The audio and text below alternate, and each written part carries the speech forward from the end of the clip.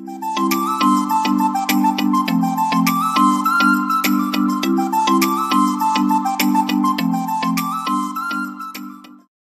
everybody, welcome to my show Learn English Through Stories.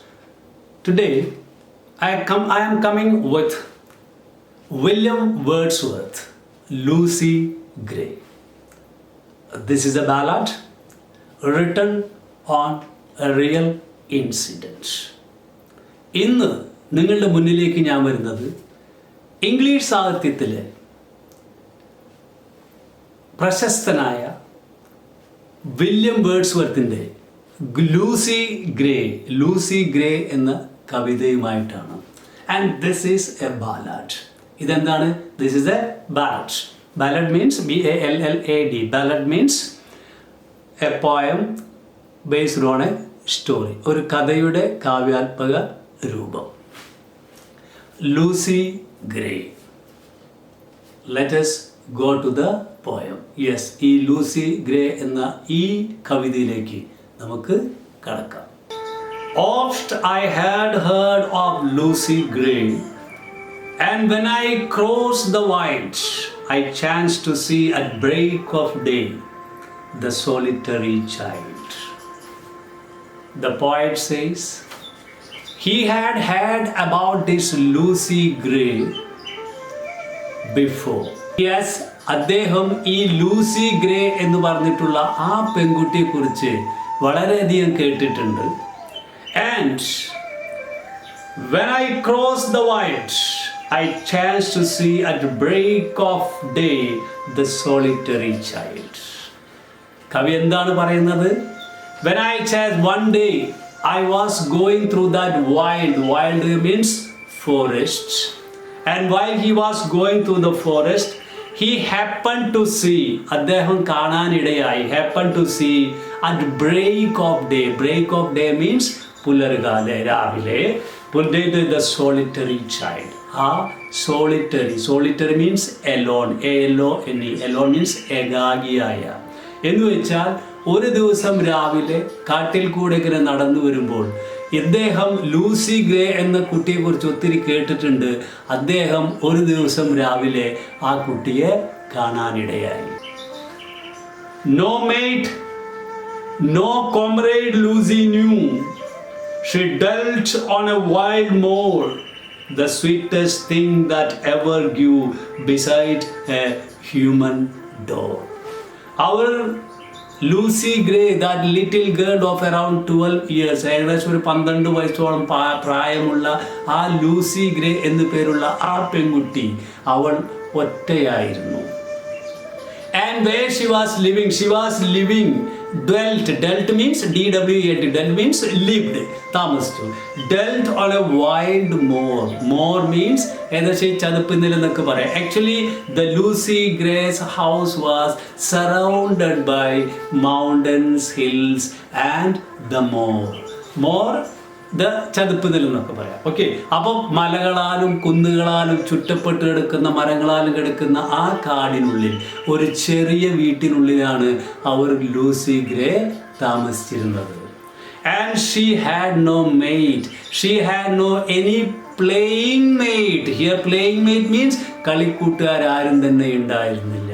And she had no comrade means സുഹൃത്തുക്കൾ ആരും തന്നെ comrade means സുഹൃത്തുക്കൾ ആരും തന്നെ ഉണ്ടായിരുന്നില്ല.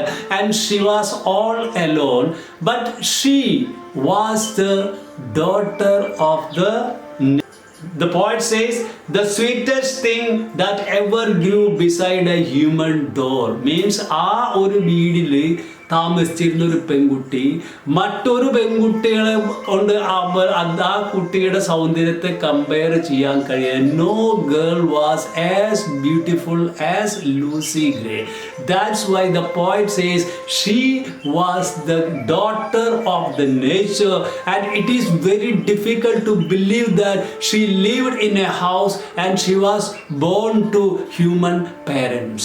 അതുകൊണ്ട് തന്നെ അവളുടെ ആ സൗന്ദര്യം കണ്ടുകൊണ്ട് പോയിട്ട് പറയുകയാണ്, ഇത്രയും മനോഹരിയായ ഒരു പെൺകുട്ടിയെ നിങ്ങൾക്ക് ഭൂമുഖത്ത് കാണാൻ കഴിയില്ല, വേറൊരു പെൺകുട്ടിയെ കാണാൻ കഴിയില്ല.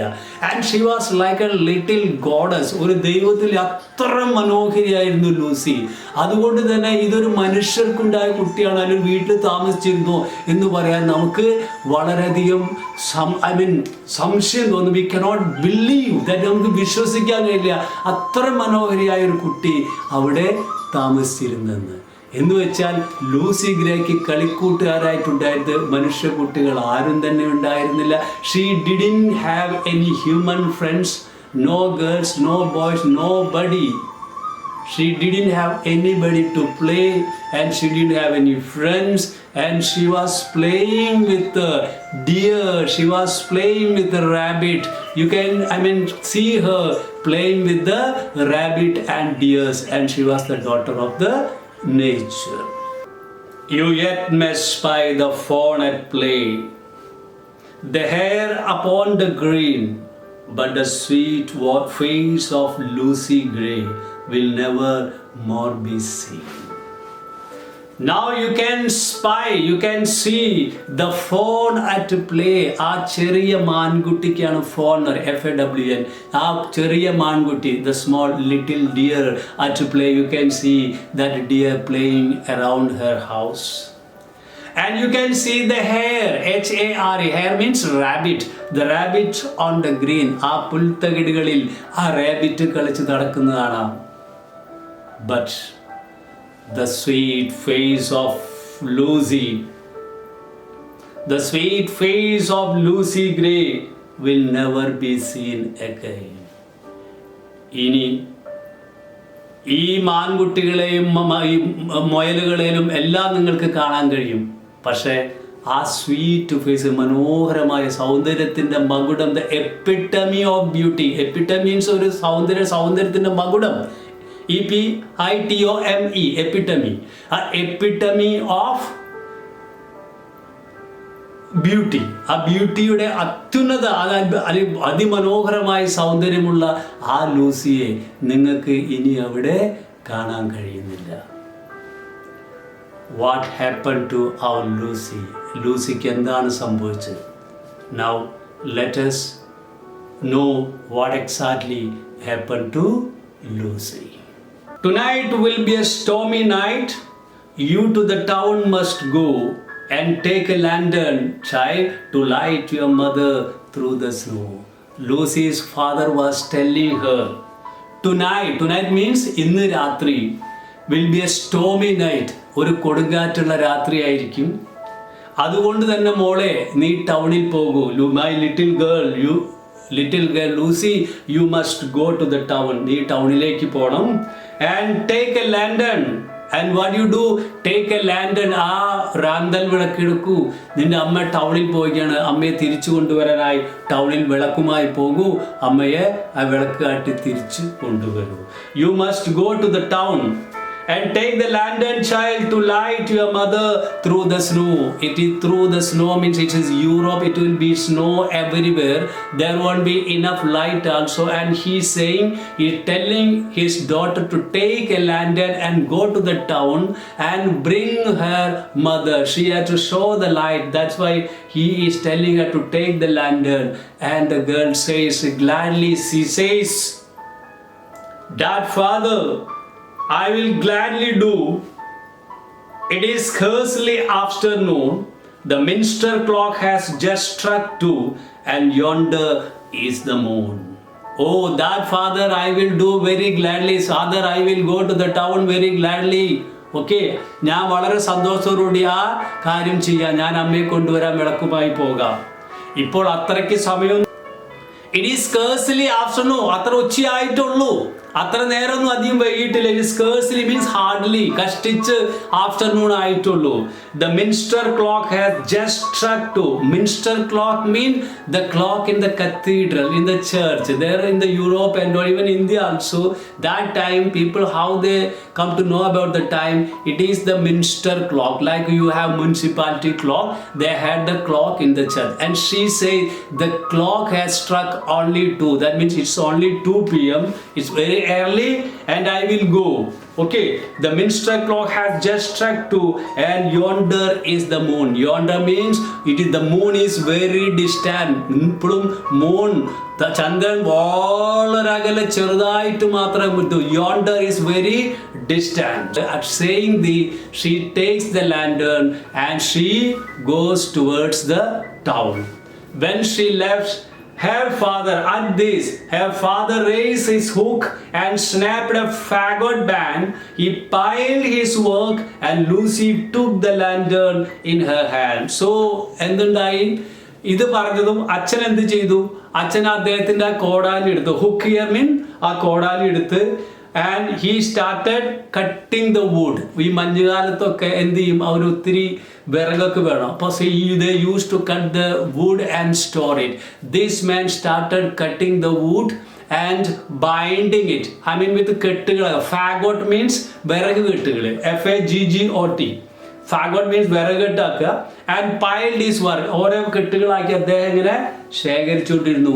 Lucy already left with the lantern. ആ വിളക്കുമായിട്ട് Lucy has already left for the town. ടൗണിലേക്ക് പോയിട്ടുണ്ടായിരുന്നു. No blither is the mountain road with many a random stroke. Her feet disperse the powdery snow that rises up like smoke. No blither is the mountain row, more than a mountain deer. Row, R-O-E means deer, D-E-E-R, man, ചെറിയ മാൻകുട്ടി. ആ മാൻകുട്ടി പോലും ഇത്ര സന്തോഷത്തോടെ ആ മഞ്ഞിൽ കൂടെ, you can imagine the Europe where the snow will be there, like like the cotton, white cotton everywhere. You might have seen in the TV and all also. During this snow season, snow will be covered on the ground. ഗ്രൗണ്ടിൽ മുഴുവൻ ഇങ്ങനെ വെള്ളപ്പൊടിമാരി ഇങ്ങനെ snow കിടക്കുന്നുണ്ടാവും. അപ്പൊ ഈ കുട്ടി and this girl Lucy was moving through the snow, and while she was moving like a deer. I mean ഒരു മാനിനെ പോലെ, ഒരു പേടമാനിനെ കുട്ടി മാനിനെ പോലെയാണ് അവൾ. അതിനേക്കാൾ സന്തോഷവതിയായിട്ടാണ് she was walking. While she was walking, she kicked the snow. നമ്മളിപ്പോൾ വെള്ളത്തിലായത് സ്നോ അങ്ങനെ കുമിഞ്ഞുകൂടി കുറച്ച് കിടക്കുമ്പോൾ അവളെ ചെറിയ with a little feet she started kicking the snow. When she kicked the snow was lying like powder and it raised. The snow powders raised and it was looking like smoke. ആ കാലുകൊണ്ട് ആ ചെറിയ ആ മഞ്ഞ് തരികളിൽ കാലുകൊണ്ട് kick ചെയ്യുമ്പോൾ അടിച്ചപ്പോൾ ആ മഞ്ഞ് തരികൾ മേലേക്ക് ഇങ്ങനെ ഉയരുകയാണ്. ആ ഉയരുന്നത് നോക്കിക്കഴിഞ്ഞാൽ അത് സ്മോക്ക് പോലെ, പുക പോലെ തോന്നിയിരുന്നു. The storm came on before its time. She wandered up and down, and many a hill did Lucy climb, but never reached the town. ആ കുട്ടി വഴിതെറ്റി ഒത്തിരി കുന്നുകൾ കയറി ഇറങ്ങി, പക്ഷേ ലൂസി ടൗണിലെത്തിയില്ല.